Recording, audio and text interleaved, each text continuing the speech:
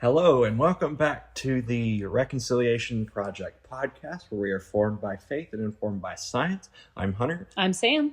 And in today's episode, we're going to be discussing Are Faith and Science Incompatible? But before we get into that, we first want to talk a little bit about our science background. So you want to go first, talk about where you first were hearing about evolution and science and what got you into science and that sort of thing. Yeah, absolutely. So I actually was always into science. That was kind of the coolest thing to me. It was my favorite subject in elementary, middle, high school, all that fun stuff. So I've kind of always been a bit of a nerd and a geek in that sense. But it was always really interesting to me to, come up with a question about the world around me and then figure out how to answer that question, which is pretty much the basis of science. In high school, I was exposed to evolution. I was minorly exposed to it in middle school, but not super heavily. High school was kind of where that really came in. And it was taught more as fact, not so much in the sense of this is the truth, this is what we always talk about, nothing else is correct, whatever. It just was yep, this is what we're learning today. Evolution, cool, moving on. Kind of a more effective fact, quote unquote, discussion about evolution. And I never really questioned it to the point where, that kind of took over my own faith.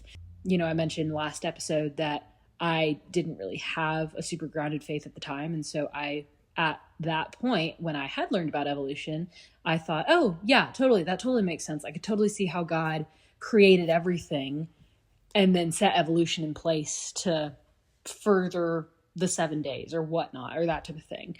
And it wasn't until college that I mentioned, again, last episode, where people were asking me more deep questions on what do you actually think about this? Does it make sense based on what you've learned up until this point? Does that jive with what you've learned about evolution? Does evolution even fit into that concept? How does that work with your own faith? That type of thing. So it wasn't really until college that I really had a better handle on, especially after I really came to faith in a more substantial way, that it really hit home in terms of, okay, I believe God exists. I believe he created the universe. Okay, now where does evolution fit in? So, and I'm still kind of learning some of where evolution fits in. But I'm currently of the opinion that evolution, while it exists, it is not on the scale that most scientists would say as of right now. Anyway, in your case, what was that kind of like for you? For me, I was kind of the opposite growing up. When I was younger, I didn't really enjoy science that much. It was one of my least favorite subjects in school. I think a lot of that is, looking back, I think a lot of that is probably because of when you're in elementary school, you really don't do any quote unquote real science. It's more like learning the facts of, okay, there's 8 planets and water is this and that sort of thing. So it wasn't really that exciting. As I continued to progress through school, I guess mid to late middle school and into high school is when I started to have more of an appreciation for science and start liking it a lot more. And when I got into high school, I didn't really have a lot of evolution exposure in middle school. Just the main thing I was exposed to in middle school was the concepts of millions of years. But it was really more in high school where I started learning about evolution as a concept.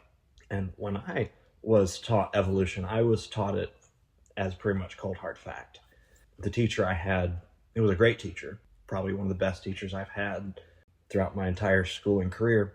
With that being said, it was very obvious to anybody in that classroom he was an atheist. As a result of that, he taught it as if it is 100% fact and there's no question about it. Mm-hmm. And he would even go as far as to say, hey, I'm teaching you the facts, I'm teaching you the science, and if you disagree with it, well, that's on you. It was very clear that he held that belief of, if you didn't agree with this, then you're stupid, as we kind of got into briefly in the previous episode, where a lot of the scientific community holds that view. And he was one of those people. But I heard a rumor that he would even go as far as to try to fail a student if he found out they were a Christian, that they believe in creation. Like I said, I don't know if it's true, but it just goes to show how obvious it was to anybody who had a class with him that he was an atheist, that he wholeheartedly disagreed with creation, and he was like, yeah, evolution is the answer. Evolution is fact. As I'm discussing this, as we're both talking about this is really where that whole apparent conflict between faith and science starts. It starts with hearing it in school. When we grow up in church, where typically we learn that God is creator. We learn that he created everything in 6 days and he rested on the seventh day. Yeah.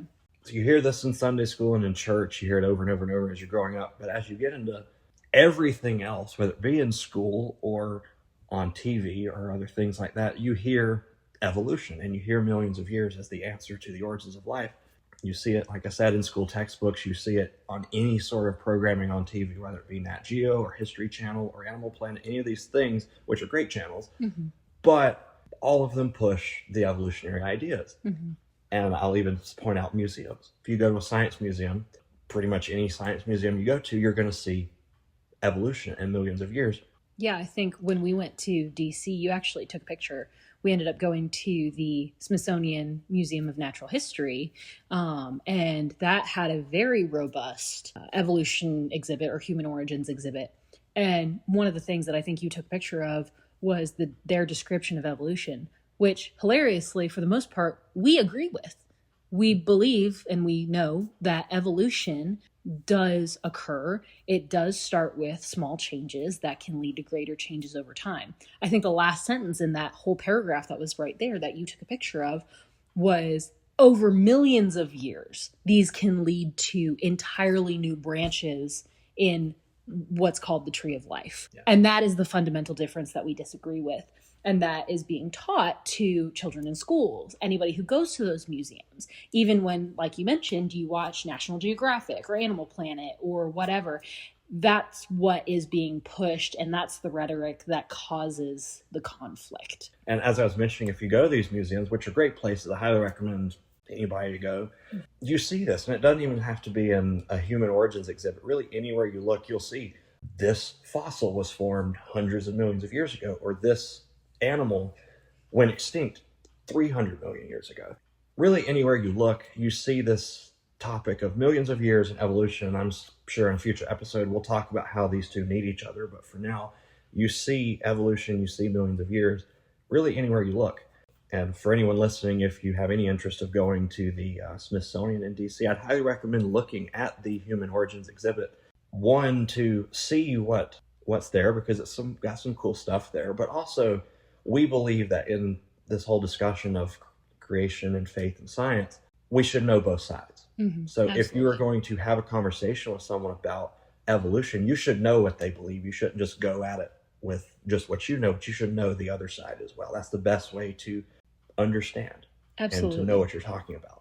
Yeah, absolutely. And of course, we're going to dive into evolution, I think, next episode as well, more in depth. But for the purpose of this episode, we really wanted to ask the question, do faith and science really contradict each other, or have we been taught to think that they do? And I think the common assumption is that you have to pick a side.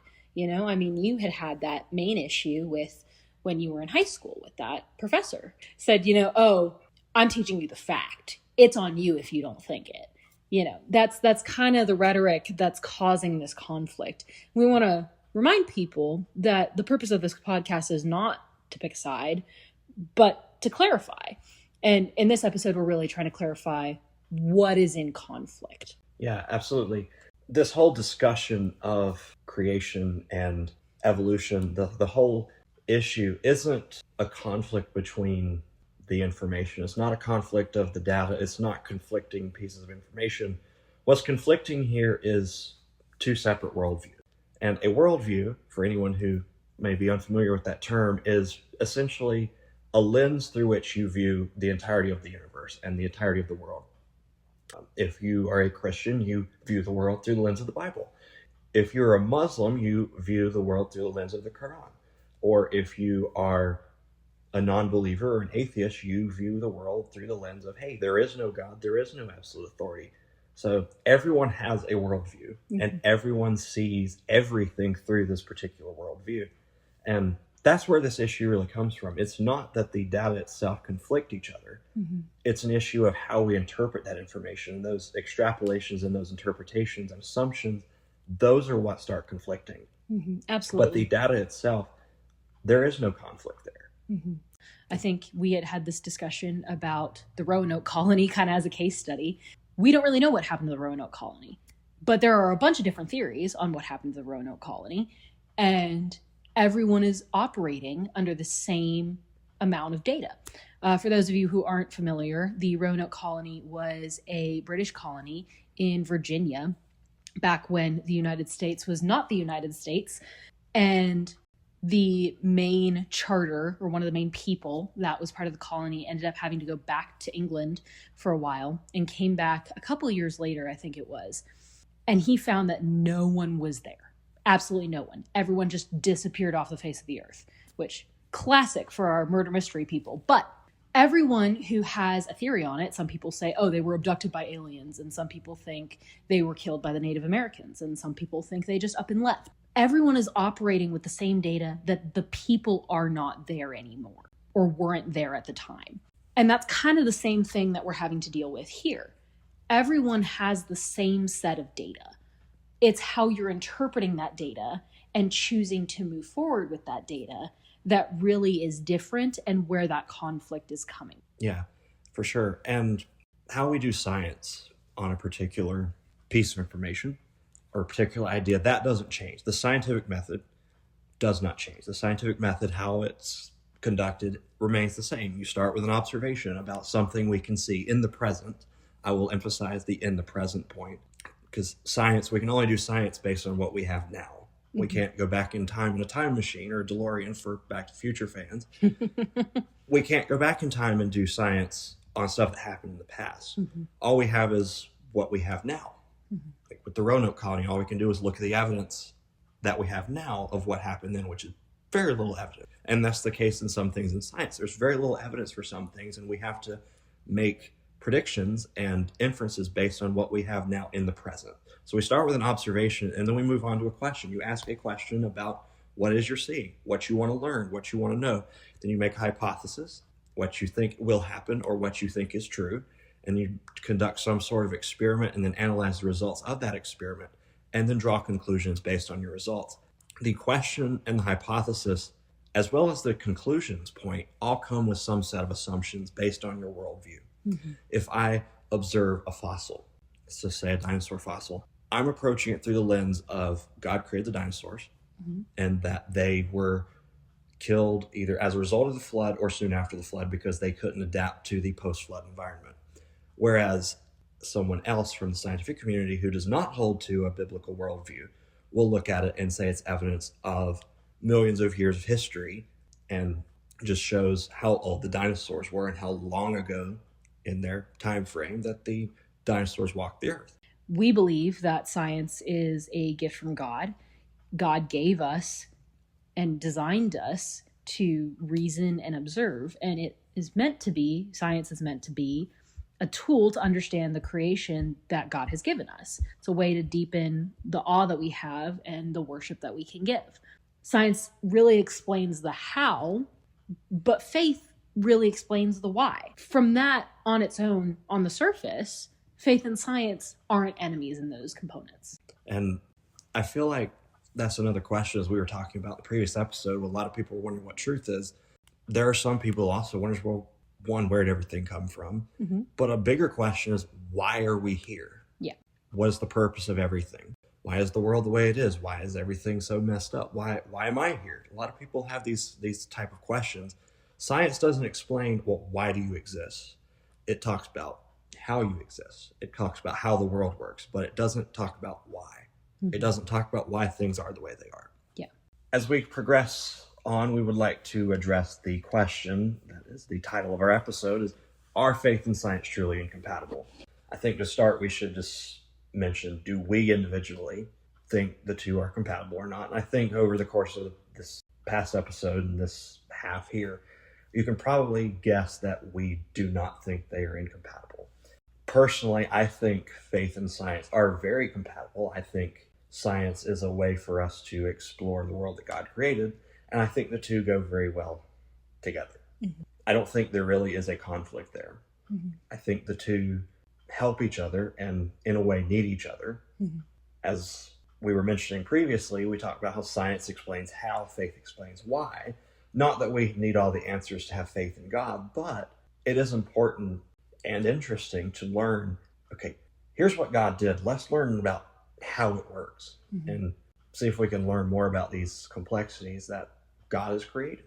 For me, the more I learn about it, the more I see how great God is, and see, yeah, I'm not that great in terms of the grand scheme of creation, because there's a lot of things that I don't understand. There's a lot of things you don't understand. There's a lot of things scientists don't understand. And that, in my opinion, just shows how great God is, because he understands all of it. Mm-hmm. And he knows the things that we haven't even discovered yet and have barely any knowledge of whatsoever. So for me, I believe the two are very much compatible, and the two should be kept together. They shouldn't be torn apart as they have been thus far. What do you think? I agree, yeah. So faith and science obviously have kind of grown up together, even as far back as the scientific revolution with Copernicus, Galileo, Isaac Newton, even as far forward as Albert Einstein. Those were men of faith, and some of them held to faith kind of in the background, but many of them, especially case in point Sir Isaac Newton, held to faith as a reason for his work, as a reason to study, as a reason to look for why gravity works the way it does. So obviously, something that started together, why has it gotten so separated, I guess? Why has something that has been in its infancy with Christianity traveled so far away from it, and so far away from faith as a whole? That's really a question that I ask myself quite often, especially to the point where now people who are of both worlds, quote unquote, are having to pick a side between both, and it's damaging one or both sides of them. Obviously, that happened with me a little bit with, hey, my faith is suffering because I'm choosing to fully accept evolution in a way that maybe isn't entirely feasible, and vice versa. So that obviously is a big thing. That said, while I don't think that faith and science at their roots are incompatible, they can become incompatible in some ways. Obviously, if faith is reduced to ignoring evidence and following blindly, that can be a hazy area. We said that, obviously, we mentioned last episode that if you don't have a reason for your faith and you can't give a defense of your faith, that's not a great thing. You should have a defense for your faith. You should be able to reason through your faith. Our faith shouldn't be so fragile that the slightest reasoning causes us to lose it all. That's not what God wanted for us. He made us reasoning human beings. Therefore, our faith should be strong enough to be able to withstand reason. And that's where the defense of our faith comes in. The other thing that faith and science can kind of have some issues with is if science claims to answer metaphysical questions. The main issue there is that anything metaphysical obviously is not physical. And anything that you do in science has to be measurable. And you can't measure metaphysical. That's just, it's not possible. Therefore, anytime science claims to answer a metaphysical question or give a metaphysical answer, it automatically is no longer science. And so therefore, you have some issues where that gets a little hazy in terms of where faith and science are incompatible. But I think those are not necessarily boundary lines. Anybody familiar with a Venn diagram would say there's a piece that meets in the middle. There are pieces on both ends that are more separate, but there is a piece that meets in the middle. And that meeting in the middle piece is important. And I think for science and faith, the Venn diagram where it meets in the middle is where it's compatible. It's not a boundary line. It's just an overlap. And I think it's important to keep in mind that science is how we talk about the natural world. Mm-hmm. Yes, the two are separate, and that's okay. Science is about the natural world. Faith is about the supernatural world. But the two, as you mentioned with the Venn diagram, they are connected. Mm-hmm. They aren't two completely separate things that should be kept together, kept apart. They should be kept together. They go together. Like I said, there are things that are separate. For example, science cannot explain God's existence or explain away God's existence. On the other side, our salvation is not determined by something that science says or does. The two are separate in that way, but they still go together in that science is the study of God's created world. Mm-hmm. We don't use science to study God. We use the Bible to study God. But we use science to study God's created world. Mm-hmm. And I think God wants us to study his world and understand some of what he created. I don't think we can ever understand all of his creation, but I think he wants us to understand some of it, because understanding just a little bit of it, you can see just how great and complex the world is, and it just brings into light how great God is. And I think that is a way through which we can give him glory and honor and praise by learning about this great creation that he made in 6 days by word of mouth. Yeah, absolutely. And this conflict that we're talking about worldviews, the conflict comes from those interpretations and the conclusions from the data that we were mentioning. As I mentioned, if I have a dinosaur fossil, I will draw a conclusion from that is so vastly different from that of, say, a secular scientist. Our conclusions are going to be so different that it's going to look like, okay, how do these two views ever come together? It looks like it's impossible. But if you look at the data through the lens of science itself, you come to conclusions that align far more closely to that of our faith as Christians, and that God created than you do with this random, unordered millions of years. Yeah, absolutely. That's a great point. And I think we'll continue to cover the topic of millions of years in some of our future episodes, potentially even in our next episode, which we did get to some points of today, which is going to be on evolution, specifically kind of a basis of evolution, covering it at its roots. We'll be defining some terms and discussing what is evolution exactly. We'll also be discussing the difference between evolution as a concept and the theory of evolution, which sound very similar, but have some very big differences when you get to the root of that. So we hope that you will tune in for our next episode of the Reconciliation Podcast, and we hope to have you join us then.